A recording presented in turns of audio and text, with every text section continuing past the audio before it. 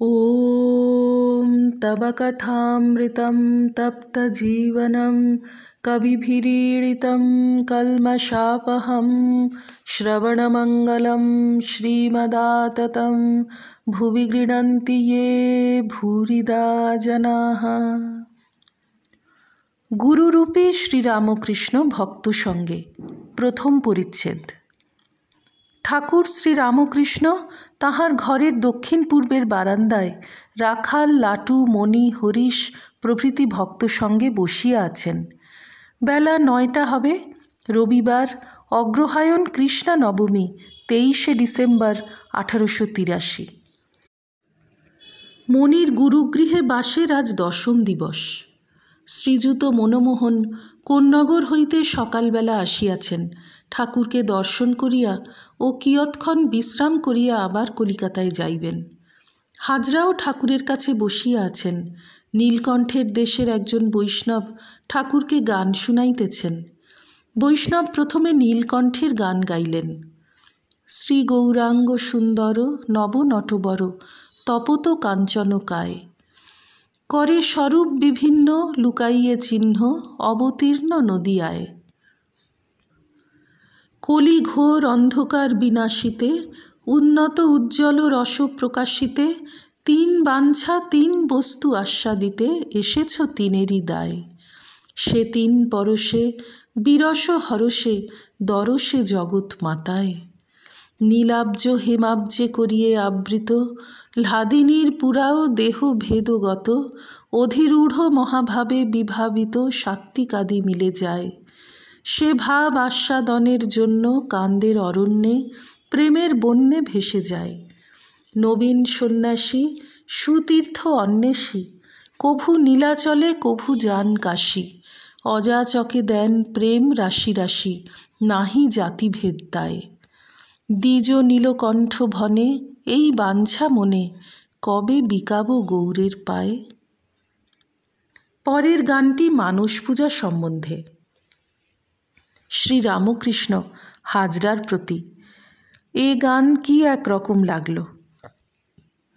হাজরা, এ সাধকের নয়, জ্ঞানদীপ জ্ঞান প্রতিমা। শ্রীরামকৃষ্ণ, আমার কেমন কেমন বোধ হলো। আগেকার সব গান ঠিক ঠিক। পঞ্চবটিতে ন্যাংটার কাছে আমি গান গেয়েছিলাম। জীব সাজো সমরে রণবেশে কাল প্রবেশে তোর ঘরে। আর একটা গান, দোষ কারু নয় গোমা আমি সখাত সলিলে ডুবে মরি শ্যামা। ন্যাংটা অত জ্ঞানী, মানে না বুঝেই কাঁদতে লাগলো। এসব গানে কেমন ঠিক ঠিক কথা। ভাবো শ্রীকান্ত নরকান্তকারীরে নিতান্ত কৃতান্ত ভয়ান্ত হরি। পদ্মলোচন আমার মুখে রামপ্রসাদের গান শুনে কাঁদতে লাগলো। দেখো অত বড় পণ্ডিত। আহারের পর ঠাকুর একটু বিশ্রাম করিয়াছেন। মেঝেতে মণি বসিয়া আছেন। নহবতের রোশন চৌকি বাজনা শুনিতে শুনিতে ঠাকুর আনন্দ করিতেছেন। শ্রবণের পর মণিকে বুঝাইতেছেন ব্রহ্মই জীবজগৎ হয়ে আছেন। শ্রীরামকৃষ্ণ মণির প্রতি। কেউ বললে অমুক স্থানে হরিনাম নাই, বলবা মাত্রই দেখলাম তিনিই সব জীব হয়ে আছেন। যেন অসংখ্য জলের ভুরভুরি, জলের বিম্ব। আবার দেখছি যেন অসংখ্য বড়ি বড়ি। ওদেশ থেকে বর্ধমানে আসতে আসতে দৌড়ে একবার মাঠের পানে গেলাম। বলি দেখি এখানে জীবরা কেমন করে খায় থাকে। গিয়ে দেখি মাঠে পিঁপড়ে চলেছে। সব স্থানই চৈতন্যময়। হাজরা ঘরে প্রবেশ করিয়া মেঝেতে বসিলেন। শ্রীরামকৃষ্ণ, নানা ফুল পাপড়ি থাক থাক তাও দেখছি। ছোট বিম্ব বড় বিম্ব। এই সকল ঈশ্বরীয় রূপদর্শন কথা বলিতে বলিতে ঠাকুর সমাধিস্থ হইতেছেন। বলিতেছেন আমি হয়েছি, আমি এসেছি। এই কথা বলিয়াই একেবারে সমাধিস্থ হইলেন। সমস্ত স্থির। অনেকক্ষণ সম্ভোগের পর বাহিরের একটু হুঁশ আসিতেছে। এইবার বালকের ন্যায় হাসিতেছেন। হেসে হেসে ঘরের মধ্যে পাদচারণ করিতেছেন। অদ্ভুত দর্শনের পর চক্ষু হইতে যেরূপ আনন্দজ্যোতি বাহির হয় সেইরূপ ঠাকুরের চক্ষের ভাব হইল, মুখে হাস্য, শূন্য দৃষ্টি। ঠাকুর পায়চারি করিতে করিতে বলিতেছেন, বটতলায় পরমহংস দেখেছিলাম, এই রকম হেসে চলছিল, সেই স্বরূপ কি আমার হলো? এইরূপ পাদচারণের পর ঠাকুর ছোট খাটটিতে গিয়া বসিয়াছেন ও জগন্মাতার সহিত কথা কহিতেছেন। ঠাকুর বলিতেছেন, যাক, আমি জানতেও চাই না মা, তোমার পাদপদ্মে যেন শুদ্ধা ভক্তি থাকে। মনির প্রতি ক্ষোভ বাসনা গেলেই এই অবস্থা। আবার মাকে বলিতেছেন, মা, পূজা উঠিয়েছ, সব বাসনা যেন যায় না। পরমহংস তো বালক, বালকের মা চাই না? তাই তুমি মা, আমি ছেলে। মার ছেলে মাকে ছেড়ে কেমন করে থাকে? ঠাকুর এরূপ স্বরে মার সঙ্গে কথা বলিতেছেন যে পাষাণ পর্যন্ত বিগলিত হইয়া যায়। আবার মাকে বলিতেছেন, শুধু অদ্বৈত জ্ঞান? হ্যাক থু, যতক্ষণ আমি রেখেছ ততক্ষণ তুমি। পরমহংস তো বালক, বালকের মা চাই না? মনি অবাক হইয়া ঠাকুরের এই দেবদুর্লভ অবস্থা দেখিতেছেন, ভাবিতেছেন, ঠাকুর অহেতুক কৃপা সিন্ধু, তাঁহারই বিশ্বাসের জন্য, তাঁহারই চৈতন্যের জন্য আর জীবশিক্ষার জন্য গুরুরূপী ঠাকুর শ্রীরামকৃষ্ণের এই পরমহংস অবস্থা। মনি আরও ভাবিতেছেন, ঠাকুর বলেন অদ্বৈত, চৈতন্য, নিত্যানন্দ। অদ্বৈত জ্ঞান হলে চৈতন্য হয়, তবেই নিত্যানন্দ হয়। ঠাকুরের শুধু অদ্বৈত জ্ঞান নয়, নিত্যানন্দের অবস্থা। জগন্মাতার প্রেমানন্দে সর্বদাই বিভোর, মাতোয়ারা। হাজরা ঠাকুরের এই অবস্থা হঠাৎ দেখিয়া হাত জোড় করিয়া মাঝে মাঝে বলিতে লাগিলেন, ধন্য ধন্য। শ্রীরামকৃষ্ণ হাজরাকে বলিতেছেন, তোমার বিশ্বাস কই?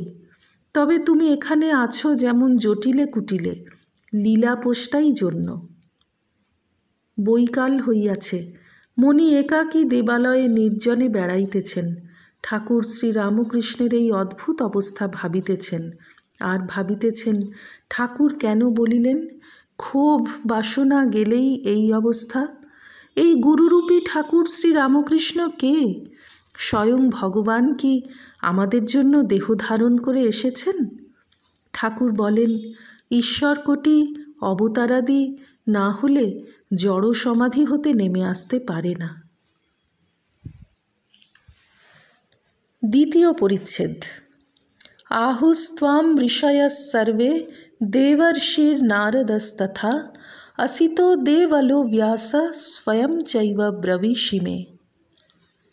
পরদিন ঠাকুর শ্রীরামকৃষ্ণ ঝাউতলায় মনির সহিত একাকী কথা কহিতেছেন। বেলা 8টা হইবে। সোমবার, কৃষ্ণপক্ষের দশমী তিথি, 24শে ডিসেম্বর 1883 খ্রিস্টাব্দ। আজ মনির প্রভু সঙ্গে একাদশ দিবস। শীতকাল, সূর্যদেব পূর্ব কোণে সবে উঠিয়াছেন। ঝাউতলার পশ্চিম দিকে গঙ্গা বহিয়া যাইতেছেন। এখন উত্তর বাহিনী সবে জোয়ার আসিয়াছে। চতুর্দিকে বৃক্ষলতা, অনতি দূরে সাধনার স্থান সেই বিল্ল তরুমূল দেখা যাইতেছে। ঠাকুর পূর্বাশ্ব হইয়া কথা কহিতেছেন, মনি উত্তরাশ্ব হইয়া বিনীতভাবে শুনিতেছেন। ঠাকুরের ডান দিকে পঞ্চবটী ও হাঁসপুকুর। শীতকাল, সূর্যোদয়ে জগৎ যেন হাসিতেছে। ঠাকুর ব্রহ্মজ্ঞানের কথা বলিতেছেন। শ্রীরামকৃষ্ণ, নিরাকারও সত্য, সাকারও সত্য। ন্যাংটা উপদেশ দিত, সচ্চিদানন্দ ব্রহ্ম কিরূপ? যেমন অনন্ত সাগর, ঊর্ধ্বে নিচে, ডাইনে বামে, জলে জল। কারণ সলিল, জল স্থির, কার্য হলে তরঙ্গ, সৃষ্টি স্থিতি প্রলয় কার্য। আবার বলতো, বিচার যেখানে গিয়ে থেমে যায় সেই ব্রহ্ম। যেমন কর্পূর জ্বালালে পুড়ে যায়, একটু ছাইও থাকে না। ব্রহ্ম বাক্য মনের অতীত।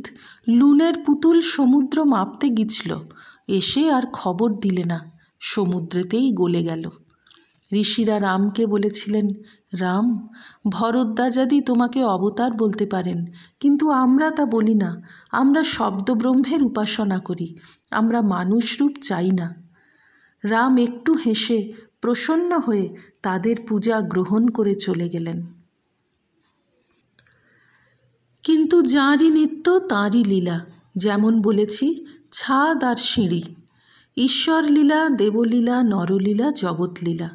নরলীলায় অবতার। নরলীলা কিরূপ জানো? যেমন বড় ছাদের জল নল দিয়ে হুড় হুড় করে পড়ছে, সেই সচ্চিদানন্দ তাঁরই শক্তি একটি প্রণালী দিয়ে নলের ভিতর দিয়ে আসছে। কেবল ভরদ্বাজাদি 12 জন ঋষি রামচন্দ্রকে অবতার বলে চিনেছিলেন। অবতারকে সকলে চিনতে পারে না। ওম নিরঞ্জনম নিত্যমনন্তরূপং ভক্তানুকম্পাধৃতবিগ্রহং বৈ ঈশাবতারং পরমেশমিড্যং তং রামকৃষ্ণং শিরসা নমামঃ। শ্রীরামকৃষ্ণার্পণমস্তু।